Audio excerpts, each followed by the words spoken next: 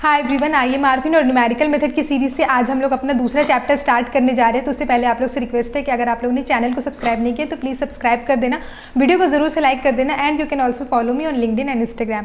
तो स्टार्ट करते हैं। आज का जो हमारा चैप्टर का नेम है वो है roots of non linear equation, और इसमें हम लोग क्या पढ़ने वाले, बाइसेक्शन मेथड, फॉल्स पोजिशन जिसको रेगुलर फॉल्स ही बोलते हैं लैटिन में, Newton Raphson second, Muller's fix point method और बेयरस्टो मेथड, ये सारी चीज़ें हमारे इस चैप्टर में हम लोग कवर करने वाले हैं। आज की वीडियो में जो हम लोग चीज़ें पढ़ने वाले हैं वो है इंट्रोडक्शन देखेंगे, लीनियर नॉन लीनियर इक्वेशन क्या होता है वो देखेंगे, अलजेब्रिक, पॉलिनोमियल और ट्रांसेंडेंटल इक्वेशन क्या होता है, और methods to solve non linear equation, और सारे मेथड्स को हम लोग डिस्कस करेंगे। तो स्टार्ट करते सबसे पहले हम लोग इंट्रोडक्शन से। बेसिकली जो एग्जाम्स में क्वेश्चन आते हैं तो आपको यहाँ पे 2 मार्क्स के 3 मार्क्स के क्वेश्चन आप लोगों को इस वाले जो इंट्रोडक्शन वीडियो चीज़ें हैं उससे पूछ ली जाते हैं। तो क्वेश्चन हमारे पास अटैच करके आते हैं, जैसे कि लॉन्ग क्वेश्चन आएगा तो उसमें आपको पहले पूछ लिया जाएगा बाइसेक्शन मेथड से इस इक्वेशन को सॉल्व करो, एंड उसके साथ प्लस करके अटैच कर दिया जाएगा कि इसका इंट्रोडक्शन लिखने के लिए। तो उसके लिए हम लोग आज की वीडियो देख रहे हैं। तो सबसे पहले इंट्रोडक्शन में क्या है, f of x equal to 0 के फॉर्म में हमारा मैथमेटिकल इक्वेशन रहता है। अब एफ ऑफ एक्स का मतलब क्या है, एक्स का फंक्शन। अब एक्स का फंक्शन यानी कि ऐसा फंक्शन जिसमें हमारा x हो, अब वो कुछ भी हो सकता है, x स्क्वायर प्लस 1 हो सकता है, या फिर x का पावर x प्लस ई हो सकता है, किसी भी फॉर्म में हो सकता है, लेकिन x होना चाहिए, तो उसको हम लोग बोलेंगे फंक्शन ऑफ x। इस पूरे को हम लोग बोलेंगे फंक्शन ऑफ x। तो हमने लिखा है कि mathematical models can be formulated into equations of the form f of x equal to 0। अब ये इक्वल टू 0 है। अब इसको हम लोग या एफ एक्स और एफ ऑफ एक्स दोनों, इसको हम लोग बोलते हैं वाई, मतलब वाई इक्वल टू हमारा एफ ऑफ एक्स हम लोग बोलते हैं, मतलब एफ ऑफ एक्स को हम लोग वाई से भी रिप्रेजेंट करते हैं, और ये इक्वल टू 0 होता है क्योंकि f of x equal to 0, तो वाई इक्वल टू भी हमारा 0 हम लोग बोलते हैं। अब ये जो एक्स है और एफ ऑफ एक्स है ये हमारा रियल भी हो सकता है, कॉम्प्लेक्स भी हो सकता है, या फिर वेक्टर भी हो सकता है। हमें एग्जाम से पूछे जाते हैं एक्स का वैल्यू फाइंड आउट करने के लिए कोई सा भी मेथड लगा के, जो भी हमने मेथड्स देखे ना, बाइसेक्शन और रेगुलर फॉल्स जो आगे पढ़ने वाले, उसको यूज करके हमें एक्स का वैल्यू निकालने बोला जाएगा। तो एक्स का वैल्यू को हम लोग न्यूमेरिकल मेथड में बोलते हैं एक्स का रूट। तो वैल्यू नहीं बोल के बस एक्स का रूट बोलते हैं। तो the values of the x that satisfy function, ये वाला इक्वेशन 1 ये है, is called root of the function, sorry root of the equation.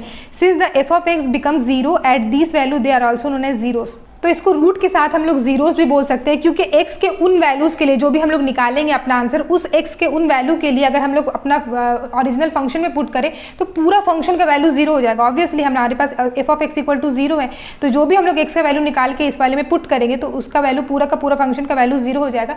इसीलिए हम लोग उसको x का रूट या फिर जीरोज ऑफ x भी दोनों हम लोग बोलते हैं। उसके बाद नेक्स्ट है linear and non linear equation. तो बेसिकली लीनियर इक्वेशन को हम लोग इस तरीके से समझ सकते हैं, हमारे पास ये वाला जो है अपना मैथमेटिकल इक्वेशन है। लीनियर इक्वेशन का मतलब है जैसे कि ये y है और यहाँ पे x है, तो x यहाँ पे सिर्फ x नहीं है, फंक्शन ऑफ x है, तो मतलब ऐसे लिख सकते हैं y equal to 3x plus 2 कुछ भी, ठीक है। तो ये है, तो ऐसे इक्वेशंस को लीनियर इक्वेशन बोलते हैं, जो कि x और y जो है उसमें डायरेक्टली प्रोपोर्शनल होता है। अगर x और y एक दूसरे के डायरेक्टली प्रोपोर्शनल है तो हम लोग कहेंगे कि वो इक्वेशन हमारा लीनियर इक्वेशन है। और अगर हमारा x और y यानी कि हमारा एक दूसरे से डायरेक्टली प्रोपोर्शनल नहीं रहे, एग्जैक्ट प्रोपोर्शनल नहीं हो, तो हम वैसे इक्वेशन को कहेंगे कि हमारा नॉन लीनियर इक्वेशन है। तो डेफिनेशन कहता है f of x is a linear function if the dependent variable y changes in direct proportional to the change in independent variable x, मतलब x और y एक दूसरे का डायरेक्टली प्रोपोर्शनल होगा। जब x के चेंज होने के साथ साथ हमारा y भी चेंज हो रहा है, x अगर चेंज है तो y भी चेंज हो रहा है। अगर एक दूसरे से डायरेक्टली प्रोपोर्शनल है तो हम लोग उसको कहेंगे लीनियर इक्वेशन। और हमारे पास नॉन लीनियर का डेफिनेशन है कि F of x is said to be non linear if the response of the dependent variable y is not direct और exact proportional to change in the independent variable of x।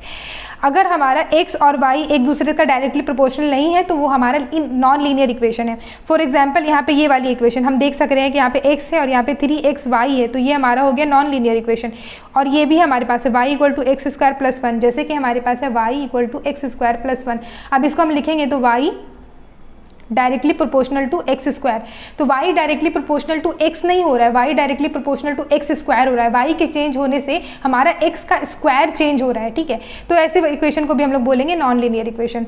Next हम लोग देख लेते हैं equation जो हमारा F of X है may belongs to one of the following types of equations. अगर हमारे पास कोई भी इक्वेशन है तो वो इन 3 कैटेगरीज में आते हैं, या तो वो एल्जेब्रिक हो सकते हैं, पॉलिनोमियल हो सकते हैं, या फिर ट्रांसेंडेंटल हो सकते हैं। तो हमारे पास ऐसे भी हो सकते हैं जैसे कि लीनियर नॉन लीनियर इक्वेशन है, तो हमारा अल्जेब्रिक में हम कह सकते हैं कि लीनियर अल्जेब्रिक इक्वेशन या फिर नॉन लीनियर अल्जेब्रिक इक्वेशन, ठीक है। उसी तरीके से पॉलिनोमियल और ट्रांसेंडेंटल इक्वेशन भी है, तो ये इससे एग्जाम्स में क्वेश्चन आते हैं। तो हम लोग इसको देख लेते हैं। सबसे पहले अल्जेब्रिक इक्वेशन, तो ऐसे इक्वेशन को हम लोग अल्जेब्रिक बोलते हैं जो इस फॉर्म में रहे, इस वाले फॉर्म में, तो उस इक्वेशन को हम लोग अल्जेब्रिक इक्वेशन बोलते हैं। तो डेफिनेशन में आप लोग लिख देना ये चीज़ कि an equation of type y equal to f of x is said to be algebraic if it can be expressed in the form of this. तो फंक्शन है एफ ऑफ एन और y ऑफ एन प्लस यहाँ पर एक n का जो value एक एक करके चेंज हो रहा है, n-1 n-1, उसी तरीके से डॉट डॉट डॉट करके यहाँ पे 1 1 और यहाँ पे एफ ऑफ 0 आ गया और y ऑफ 0 भी आएगा इक्वल टू 0। तो ये हमारा हो गया अल्जेब्रिक इक्वेशन। और एफ ऑफ i क्या है, यहाँ पे ith order of polynomial in x है। अब इस वाले का यहाँ पे ये हमारे जनरल फॉर्म बना, ये जो चीज़ है ये हमारा जनरल फॉर्म है। इसका एग्जांपल हमारे पास कुछ इस तरीके से कि 2x + 7y - 1, तो सिंपल सा ये लीनियर फॉर्म का है, तो मैंने यहाँ पे बगल में लीनियर लिखा है, तो ये लीनियर अल्जेब्रिक इक्वेशन हुआ। इसी तरीके से ये वाला जो इक्वेशन है हमारा नॉन लीनियर है, क्योंकि यहाँ पे एक्स वाई है, यहाँ पे एक्स है, तो नॉन लीनियर अल्जेब्रिक इक्वेशन हुआ। और यहाँ पे देख सकते हैं कि x³ + xy + y² है, तो ये भी नॉन लीनियर है, तो ये नॉन लीनियर अल्जेब्रिक इक्वेशन हुआ। नेक्स्ट हम लोग बात कर लेते हैं पॉलिनोमियल इक्वेशन का। तो पॉलिनोमियल इक्वेशन जो है हमारा अल्जेब्रिक इक्वेशन का ही एक क्लास है, तो ऐसा हम लोग बोल सकते हैं कि अल्जेब्रिक इक्वेशन है और उसी का एक टाइप हमारा आ जाता है पॉलिनोमियल इक्वेशन। तो एग्जाम्स में इसके डेफिनेशन में पूछे जाते हैं कि पॉलिनोमियल इक्वेशन क्या होता है, are the simple class of algebraic equation. मतलब ये एक अल्जेब्रिक इक्वेशन से ही हम लोग इसको ड्राइव करते हैं, जिसको इस फॉर्म में हम लोग रिप्रेजेंट करते हैं कि an x का पावर n और x का पावर जो एक एक करके हमारा जो है माइनस होगा n-1, इसी तरीके से a यहाँ पे 0 आ गया, ठीक है, और x का पावर भी 0 यानी कि ये 1 हो गया, तो हम लोग यहाँ पे x का पावर 0 1 तो यहाँ पे लिखे नहीं है, ठीक है। तो इस फॉर्म में अगर रहेगा तो हम लोग बोलेंगे पॉलिनोमियल कि हमारा जो डिग्री है वो एक एक करके कम हो रहा है। So this is called n degree polynomial and has n root. Has n root का मतलब क्या है, जैसे अगर हमारे पास कोई सा इक्वेशन होता है, फॉर एग्जाम्पल x² + 4x + 6 यही वाला इक्वेशन है, तो इसमें हमारा x का हाईएस्ट डिग्री क्या है, हाईएस्ट पावर क्या है, इसमें x का जो हाईएस्ट पावर है वो 2 है, तो हम लोग कह सकते हैं कि यहाँ पे जो x का रूट आएगा वो 2 रूट आएगा, ठीक है। अगर कोई और इक्वेशन ले x³ + 4x² + 6x + 8 = 0, अगर कोई इस तरीके का लेट से हम लोग एग्जाम्पल ले, तो इसमें x का हाईएस्ट पावर क्या है, 3 है, इसीलिए हम लोग कहेंगे इस वाले इक्वेशन में जो x का जो मैक्सिमम वैल्यू आएगा वो 3 आएगा। सिमिलरली जो पॉलिनोमियल इक्वेशंस होते हैं तो उसमें जो हाईएस्ट x का पावर होता है वही उतना नंबर ऑफ रूट होता है, उतना x = n नहीं बोल रहे, उतना नंबर ऑफ रूट होता है कि x का उतना वैल्यू आ सकता है, तो x जो है n रूट होगा, मतलब n वैल्यूज हो सकते हैं x का। और ये जो होता है हमारा रूट, जो x का रूट आएगा वो हमारा रियल डिफरेंट हो सकता है, रियल एंड रिपीटेड हो सकता है, या फिर कॉम्प्लेक्स नंबर भी हो सकते हैं। तो ये पॉलिनोमियल इक्वेशन हुआ। इसका एग्जांपल भी यहाँ पे हम लोग देख सकते हैं। ये हमारा सीरीज में रहता है कि x का पावर यहाँ पे देख सकते हैं 3, यहाँ पे x का पावर 2, यहाँ पे x का पावर 1 है और यहाँ पे x का पावर 0 है, तो x का पावर 0 = 1 होता है, ठीक है, इस वाले फॉर्म में है। इसी तरीके से यहाँ पे x का पावर 2, x का पावर 1 और यहाँ पे x का पावर 0 है, तो ये वाला हमारा पॉलिनोमियल इक्वेशन का एग्जाम्पल हुआ। उसके बाद ट्रांसेंडेंटल इक्वेशन का मतलब क्या होता है, वो इक्वेशन जो हमारा अल्जेब्रिक नहीं है तो उसको हम लोग बोलेंगे ट्रांसेंडेंटल इक्वेशन।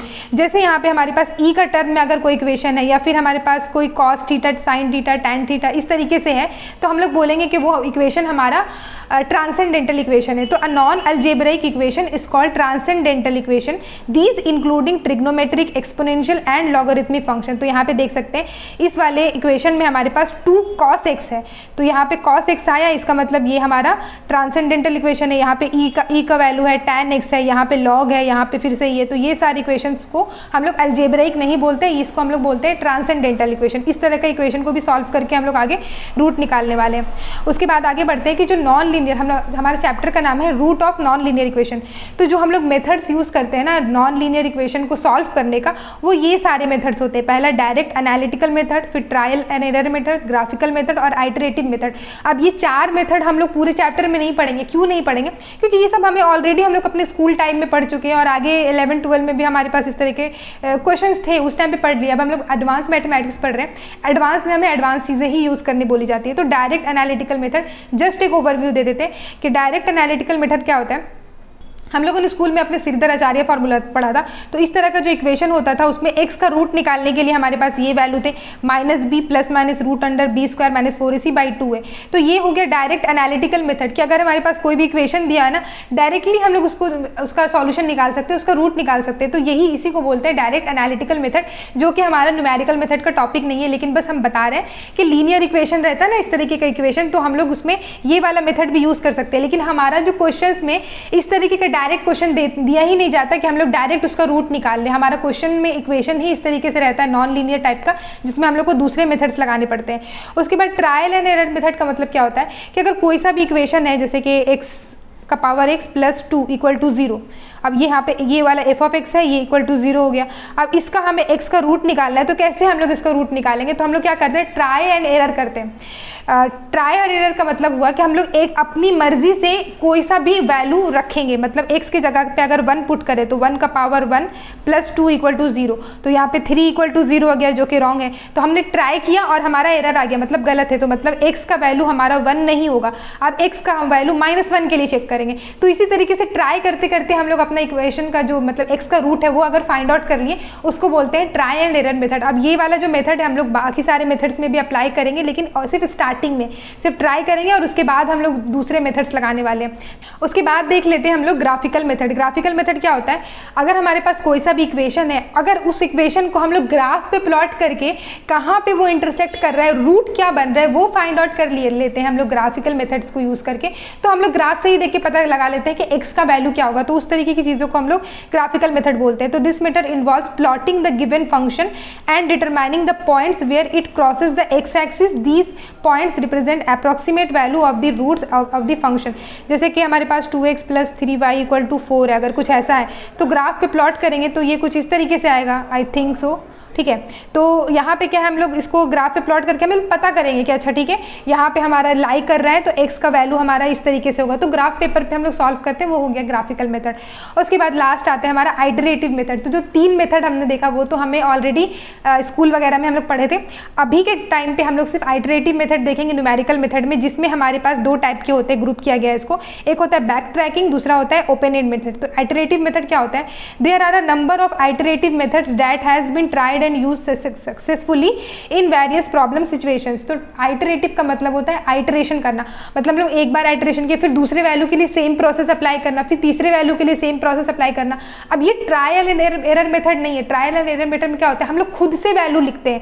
एक्स का वैल्यू 1 पुट किए, एक्स का वैल्यू खुद से 2 पुट कर दिए, फिर -1 के लिए चेक किए, 0.5 के लिए चेक कर रहे हैं, तो वो खुद से कर रहे हैं। लेकिन आइटरेटिव मेथड दूसरा है, हम लोग कुछ कैलकुलेशंस करेंगे, उसके बेसिस पे हम लोग वो वैल्यू लेंगे, उसके बाद उसको आइटरेट करेंगे सेम, उसके बाद जो वैल्यू आएगा फिर उस वैल्यू के लिए हम लोग, मतलब हम लोग खुद से ट्राई नहीं कर रहे हैं, हम लोग खुद से अपने हिसाब से नहीं लगा रहे हैं इसमें। तो इसीलिए ट्राई एंड एरर मेथड और आइटरेटिव मेथड हमारा डिफरेंट है।